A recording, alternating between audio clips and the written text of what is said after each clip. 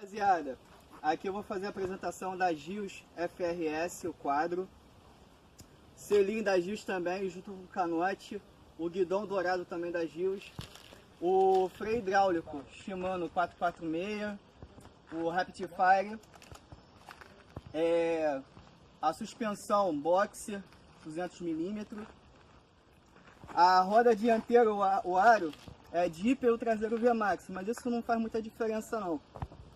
E o câmbio traseiro da Tourney, Shimano também. E o pedal Shimano. Isso aí, valeu!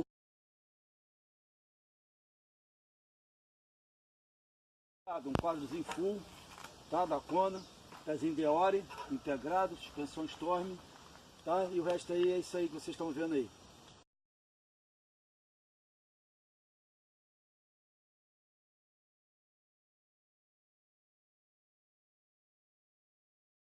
Salve rapaziada, fazer o back check aqui da minha bike. Então, o quadro é um Iron Horse MK3, Hollow Point, né, 2008. O Fox é o Fox Float, 190mm. Guidão Gios 810mm. Freio, os dois, dianteiro e traseiro, Shimano M315. Disco dianteiro 203, disco traseiro 160. Roda dianteira, tubo Novatec 20mm com aro Deeper. Pneu é um Kenda Kinect. Suspensão Storm 180. Pé de vela Deore com best guard de alumínio. Roda traseira é um Deeper com cubo fan, cassete Shimano.